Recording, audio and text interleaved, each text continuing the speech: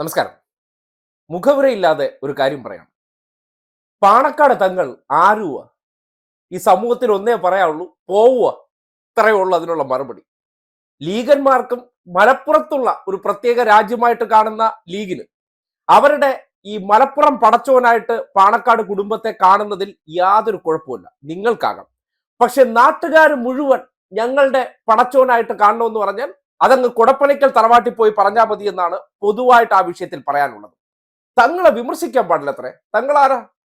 ഈ നാട്ടുകാരെ സംബന്ധിക്കുന്നിടത്തോളം സാധാരണ ഒരു മനുഷ്യൻ, അതിനപ്പുറത്തേക്ക് ഒന്നുമില്ല. തൊപ്പി വെച്ചുകൊണ്ട് നടക്കുന്നു, കുടപ്പനയ്ക്കൽ തറവാട്ടിൽ ജയിച്ചുപോയി എന്നൊരൊറ്റ കാരണം കൊണ്ട് നിങ്ങളില്ലാത്ത കുറെ ചരിത്രമൊക്കെ ഉണ്ടാക്കി വെച്ച് അതിന്റെ പിൻതലമുറക്കാരാണ് നമ്മൾ എല്ലാവരും വന്ദിച്ചോണം എന്ന് പറഞ്ഞാൽ അത് സതീശൻ ഗോൾവാൾക്കറടുത്ത് ചെയ്ത കണക്ക് പറഞ്ഞാൽ ചിലപ്പോൾ സതീശൻ പോയി കുമ്പിടും. അല്ലാതെ നാട്ടുകാർക്കടുത്ത് തലവെക്കേണ്ട കാര്യമില്ല. ഒരു വ്യക്തി എന്നുള്ള നിലയ്ക്ക് ഒരു കുടുംബത്തിന്റെ പേരും വെച്ചുകൊണ്ട് ഒരു ചരിത്രമൊക്കെ ഉണ്ടാക്കി വെച്ചിട്ട് രാഷ്ട്രീയത്തിൽ ഇറങ്ങി ഇടപെട്ട് കഴിഞ്ഞാൽ അദ്ദേഹത്തെ കുറിച്ച് മിണ്ടാൻ പാടില്ല അത്രേ. പക്ഷേ അത് ഈ നാട്ടിൽ എന്തായാലും നടക്കാൻ പോകുന്നില്ല. സകലമാന വിഭാഗക്കാരും ചോദ്യം ചെയ്യപ്പെടുന്ന, വിമർശിക്കപ്പെടുന്ന ഒരു കാലഘട്ടത്തിൽ ഇരുന്നുകൊണ്ട് കൊടപ്പനിക്കൽ തറവാടിനെ വിറ്റ് ജീവിക്കുന്ന കുഞ്ഞാപ്പയ്ക്കോ അല്ലെങ്കിൽ ഇഞ്ചി ഷാജിക്കോ, അതായത് അടിമുടി കൃത്രിമത്വമാണല്ലോ ഈ ആരാധിച്ചുകൊണ്ട് നടക്കുന്നവർ, അല്ലെങ്കിൽ ഈ വാഴ്ത്തുപാട്ട് പാടിക്കൊണ്ട് നടക്കുന്നവരുടെ പിന്നാമ്പുറങ്ങൾ എടുത്തു കഴിഞ്ഞാൽ അടിമുടി ദുരൂഹന്മാരാണ്, അടിമുടി ഉടായ്പകളുമാണ്. അങ്ങനെയുള്ള ആൾക്കാർ, അതായത് അറിയാലോ കുഞ്ഞാപ്പാടെ ചരിത്രം അറിയാലോ, ഐസ്ക്രീം കേസ് ഒന്നും ഓർമ്മിപ്പിക്കേണ്ട കാര്യമില്ലല്ലോ, അത്ര മഹത്തരമായിട്ടുള്ള പ്രവർത്തനങ്ങൾ ചെയ്ത ആളാണ്. പിന്നെ ഇഞ്ചി ഷാജിയുടെ കാര്യം, MK മുനീറിന്റെ കാര്യം, നമ്മൾ ആരുടെ കാര്യങ്ങളെ കുറിച്ച് വേണമെങ്കിലും വിമർശിക്കാൻ പോയാൽ 100 ഉദാഹരണങ്ങളുണ്ട്. അപ്പോ എല്ലാവരും ക്ലാരിറ്റി ഉള്ള മനുഷ്യരൊന്നുമല്ല, അല്ലെ? ക്ലാരിറ്റി ഒന്നുമില്ല. ഇവിടത്തെ സാധാരണക്കാരനായിട്ടുള്ള ഒരു മനുഷ്യൻ എങ്ങനെയാണോ അതുപോലെ തന്നെയാണ്. കുറച്ച് പണവും പത്രാസും ഉണ്ടെന്ന് കരുതി എടുത്ത് തലയിൽ വെക്കുന്ന ലീഗന്മാരുടെ രീതി ഉണ്ടല്ലോ. കാര്യം ഈ അടുത്ത കാലത്ത് നമ്മൾ കണ്ടില്ലേ, കുഞ്ഞാപ്പ കുറെ പേർക്ക് ഇതുപോലെ തങ്ങളാണ്.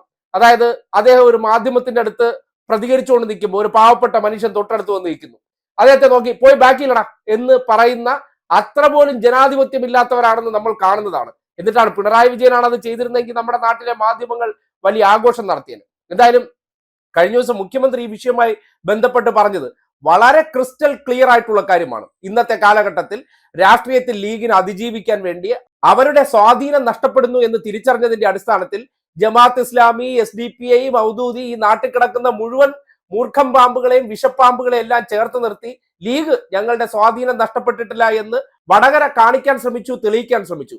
പക്ഷെ ലീഗ് ചെയ്യുന്ന അപകടം കൊണ്ട് മറു സൈഡിൽ ഒരു പോളറൈസേഷൻ ഉണ്ടാകുന്നുണ്ടെന്ന് തിരിച്ചറിയാനുള്ള ബുദ്ധിയും വിവേകവും ഇല്ലാത്തത് കൊണ്ട് അതിന്റെ പ്രത്യാഘാതം അനുഭവിക്കുന്നത് ഒരു മത സാമുദായിക സംഘടനയാണ്. അതിന്റെ തലപ്പത്ത് കയറി ഇരുന്ന് പടച്ചോനാക്കി വെച്ചിരിക്കുന്ന ആളാണ് ഈ പറയുന്ന ഹൈദരാലി തങ്ങൾ. അദ്ദേഹത്തെ ആരാധിക്കാനോ അദ്ദേഹത്തെ നിങ്ങൾക്ക് പടച്ചോനായിട്ട് വിശ്വസിക്കാനൊക്കെ ഈ ഭരണഘടന നിങ്ങൾക്ക് അവകാശം തന്നിട്ടുണ്ട്. പക്ഷെ ഈ നാട്ടുകാർക്ക് മുഴുവൻ അതിന്റെ ഉത്തരവാദിത്തമില്ല. ഒരു കാര്യം കൂടിയുണ്ട്, സൗദി അറേബ്യയാണ് ഈ പറയുന്ന മുസ്ലിം സമുദായത്തിന്റെ ചരിത്രം പേറുന്ന നാട്, മക്ക എന്ന പുണ്യഭൂമി. അവിടെ ആ നാടെടുത്ത് പരിശോധിച്ചാൽ ഇതുപോലെ പ്രവാചകന്റെ പിൻതലമുറക്കാരെന്ന് പറയുന്ന ഒരു കുടുംബമേ അവശേഷിക്കുന്നില്ല. അങ്ങനെയുള്ള ഒരു നാട്ടിലില്ലാത്ത കാര്യമാണ് കേരളത്തിൽ വരുമ്പോൾ. എവിടെ മുസ്ലിം സമുദായം ഇവിടെ കടന്നു വന്നവരാണ്. അങ്ങനെയുള്ള ചരിത്രമുള്ളിടത്ത് ഒരു പ്രത്യേക കുടുംബത്തിന് എന്തോ വല്ലാത്ത ആരാധനാ സംവിധാനം ഉണ്ടെന്നൊക്കെ പറയുന്നുണ്ടെങ്കിൽ അത് ലീഗന്മാർ വെച്ച് നടത്തിക്കോളൂ. ലീഗിലെ പാവപ്പെട്ട ഈ അടിമകളായിട്ടുള്ള അണികളുണ്ടല്ലോ, ഒരു കാലത്തും വിദ്യാഭ്യാസം കൊണ്ട് വെളിച്ചം വരാത്ത മനുഷ്യർ, അവരോട് പറഞ്ഞു കഴിഞ്ഞാൽ ചിലപ്പോൾ ഇതൊക്കെ വേദനിക്കുന്ന ഒരു അവസ്ഥ ഉണ്ടാകും, അല്ലെങ്കിൽ അവർക്ക് എന്തെങ്കിലും വൈകാരികത ഉണ്ടാകും. അതിനപ്പുറത്തേക്ക് ഈ നാടൊന്നടങ്കം ചിന്തിക്കുന്നത് സാധാരണ ഒരു മനുഷ്യൻ, അദ്ദേഹത്തിന് കുടുംബത്തിൽ ജീവിക്കാൻ കുറച്ച് പശ്ചാത്തലമുണ്ട്, സമ്പത്തുണ്ട്, അതുകൊണ്ട് എടുത്ത് തലയിൽ വെച്ചിരിക്കുന്നു. പിന്നെ കുടുംബത്തിനകത്തുള്ളവരുടെ മഹത്വത്തെക്കുറിച്ചൊക്കെ പല ദൃശ്യങ്ങൾ സോഷ്യൽ മീഡിയയിൽ ഓടിയിട്ടുണ്ട്. അതൊക്കെ ഒരു പക്ഷേ വേറെ ഏതെങ്കിലും വ്യക്തികളെ കുറിച്ചായിരുന്നെങ്കിൽ എന്തായിരുന്നു അവരുടെ ഇന്നത്തെ അവസ്ഥ? അതത്രയോ നമ്മൾ പറയുന്നുള്ളൂ. ചില നമ്മുടെ സമൂഹത്തിന്റെ ഇടയിൽ കാശുള്ളവനെ കുറിച്ചുള്ള ഇത്തരം വീഡിയോകൾ വരുമ്പോൾ പൂഴ്ത്തി വെക്കുന്ന ഒരു അവസ്ഥയുണ്ടല്ലോ. അതുപോലെ പാണക്കാട് കുടുംബത്തിനകത്തുള്ളവരുടെയൊക്കെ ചില ലീലാവിലാസങ്ങളൊക്കെ ഈ നാട് കണ്ടിട്ടുള്ളതാണ്. അവരും ഇവരെ പോലെ എല്ലാ സാധാ മനുഷ്യരാണ്. ആ സാധാ മനുഷ്യരുടെ വികാര വിചാരങ്ങളുള്ള, അല്ലെങ്കിൽ അതിനപ്പുറത്തേക്ക് ഒരു ക്വാളിറ്റിയും ഇല്ലാത്ത സാധാരണക്കാരായിട്ടുള്ള മനുഷ്യരെ കുറെ ഏറെ പേർ ചേർന്ന് എന്തോ മഹത്വവൽക്കരിച്ചു എന്ന കാരണം കൊണ്ട് വിമർശിക്കാൻ പാടില്ലെന്ന് പറഞ്ഞാൽ ആവർത്തിച്ച് തന്നെ പറഞ്ഞുകൊണ്ടിരിക്കും.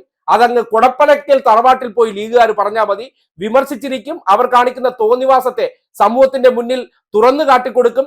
അവർ ചെയ്യുന്ന കൊള്ളരുതായ്മകളെ കുറിച്ച് സംസാരിച്ചു കൊണ്ടേയിരിക്കും. അത് നിങ്ങളുടെ പടച്ചോനാണെങ്കിൽ നിങ്ങൾക്കത് ചെയ്യാതിരിക്കാം, നിങ്ങൾക്ക് ആരാധിക്കാം, കാലിൽ വന്ന് വീഴിക്കാം, ഊതിക്കാം, എന്ത് വേണോ ചെയ്യിക്കാം. പക്ഷേ സമൂഹം ഒന്നടങ്കം അത് ചെയ്യണമെന്ന് പറഞ്ഞാൽ തൽക്കാലം സൗകര്യപ്പെടില്ല. അതിനുവേണ്ടി വാങ്ങി വെച്ചിരിക്കുന്ന വെള്ളം അങ്ങ് ഇഞ്ചി കൃഷിക്ക് കൊണ്ടുപോയി ഒഴിച്ചാൽ മതി എന്ന് മാത്രമേ ഷാജി ഉൾപ്പെടെയുള്ളവരോട് പറയാനുള്ളൂ.